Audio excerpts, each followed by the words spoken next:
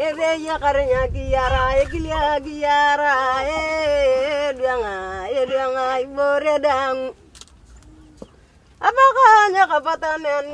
World Food Programme is the largest humanitarian agency fighting hunger and promoting food security. In 2009, WFP rolled out the Food for Asset program, replacing the initial general food distribution where possible, and later Cash for Asset in 2011. This is an approach where food insecure communities receive incentives in form of food or cash. The incentive is aimed at filling in the food gap during hunger periods as they work on household or community assets or projects that improve their resilience to common shocks or hazards such as droughts and floods. In Kenya, WFP works with the Government of Kenya and with participation of many stakeholders at community, county, and national levels. The targeted communities are the key stakeholders and so decide on the priority project for them to implement. In line with its gender policy of 2009, WFP continues to be committed to gender equality programming. This has made sure that in most programs, more women are registered as household representatives and participate in the management of food or projects in their communities. This has given them the opportunity to participate more in decision-making processes at family and community levels. In 2013, WFP partnered with the Institute of Development Study in UK to carry out a study on how WFP is mainstreaming gender in its programs at the field level and share information across the organization in order to improve gender sensitivity. In December and early January this year, our team did engage with the communities receiving assistance in Turkana and coastal region, namely Kilifi, Kwale, and Malindi, using participatory approaches. The study team held focus group discussions with diverse groups of men, women, young and old, project committee members, and people living with disabilities.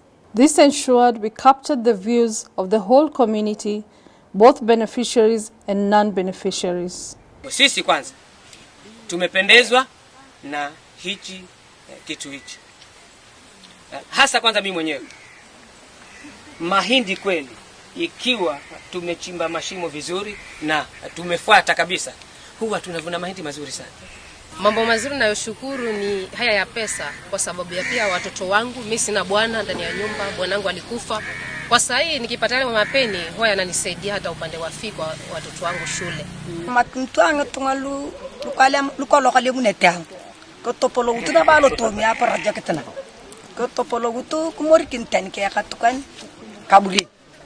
Kurwerda ipe ulodi. Ko topolo unto ka kirito. Ali mun yang akra wakinere para takar la banyana iti na toloto. Ai wakinere karaineke na tonyo atatai. Mimi kama mnufaika wa Mlimani au mradi wa chakula kwa pesa imekuwa ni kwa msaada sana, kwa sababu pesa ile nimepata inanisaidia kununua chakula na pia kulipa karo ya watoto na shida zote ambazo zinatokea ambazo zinahitaji pesa. Kuna pesa inaweza kununua. Kama kana damu kaya kadho lapi ito ani penye gertada kanije gertada kija damu api. The Cash for Asset program was introduced to replace food incentive to beneficiaries where markets were found to be functional, especially at the coastal region in 2011. In areas where there was no market functionality, such as Turkana, beneficiaries continue to receive food incentives. The benefits of the cash modality incentive include providing the beneficiaries with the opportunity to make choices of their diet, eliminates queuing for food, and introduction to new financial systems when compared with food modality. One of the advantages of using cash modality is that it gives the beneficiary the dignity to choose how they would want to spend their cash. And while we do this, remember we are still working with them to help them build more resilience to shocks and even grow a variety of crops. In both Food for Asset and Cash for Asset, beneficiaries have learned new technical skills such as water harvesting for their domestic and livestock use, new crop production practices and change of livelihood. For instance, the Turkanas were originally pastoralists and now they are practicing farming.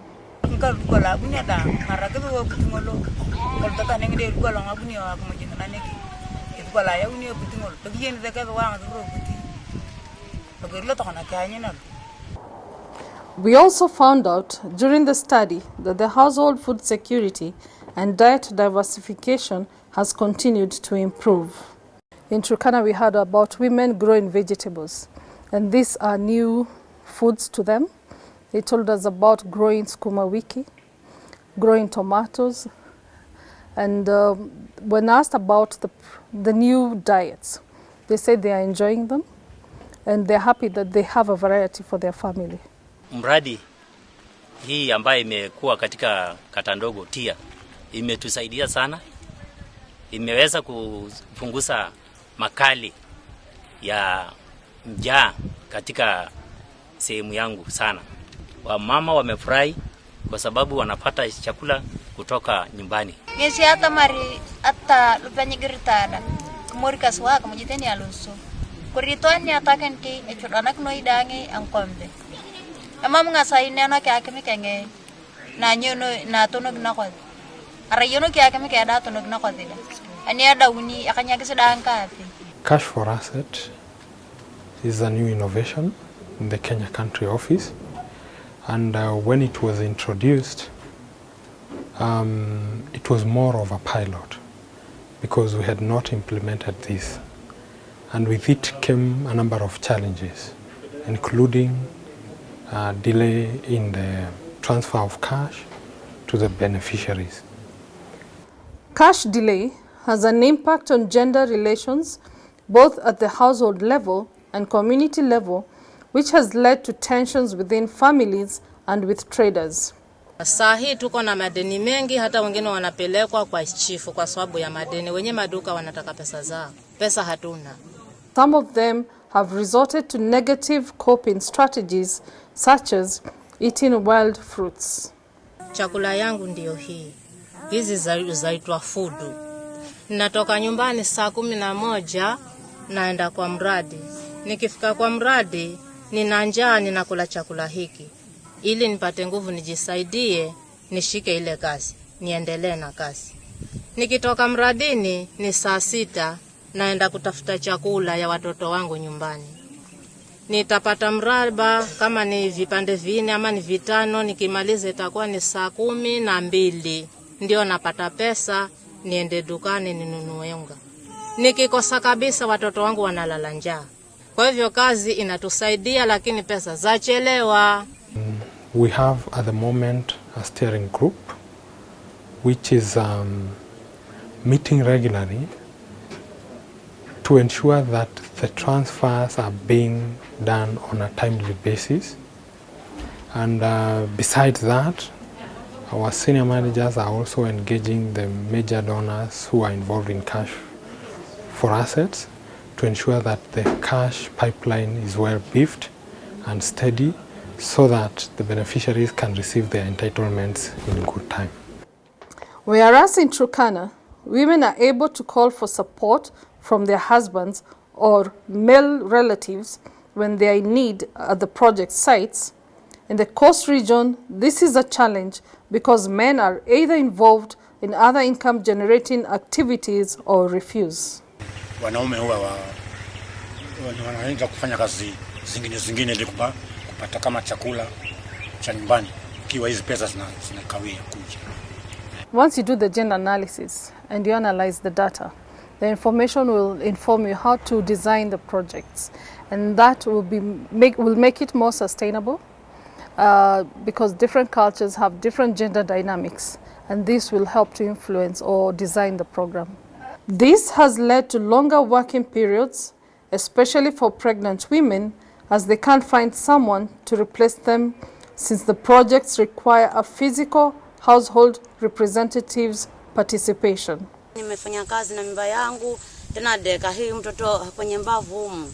Mmekufua kabisa na mimi kila mwezi naenda kumpeleka mnogongoni na 300.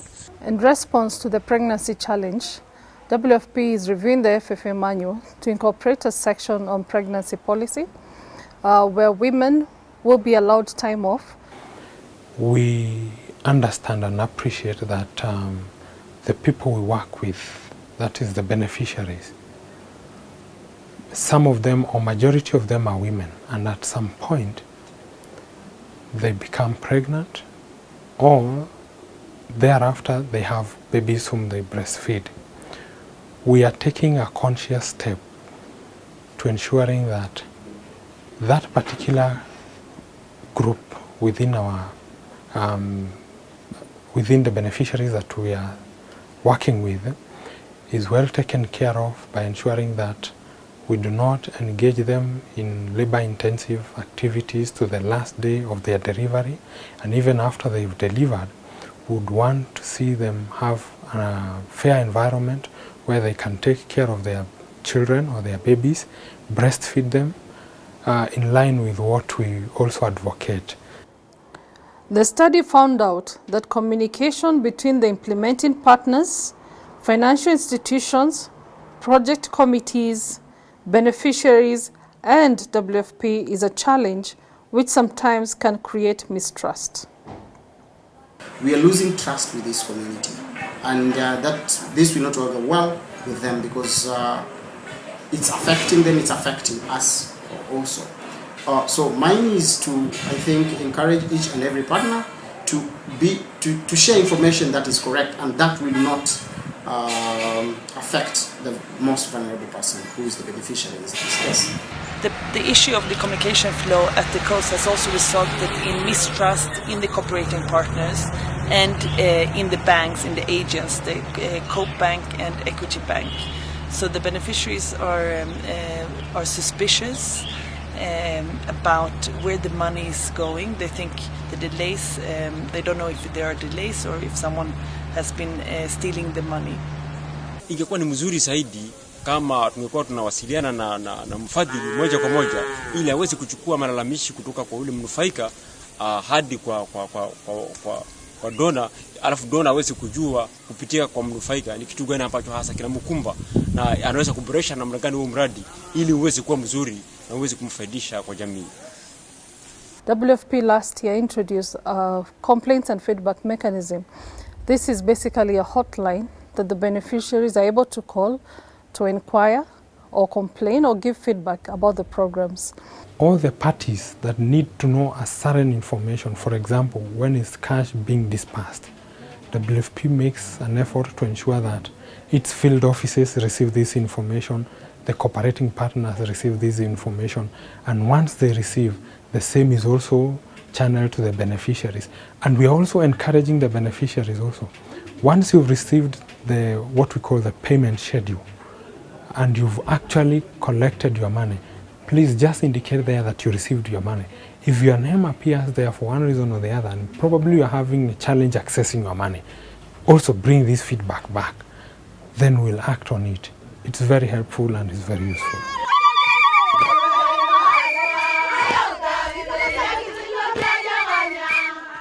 The study was a good learning experience for the team, using the participatory approaches and taking more time to engage with the beneficiaries. And the beneficiaries also are more appreciative that we could take time and spend a whole morning with them or a whole afternoon with them.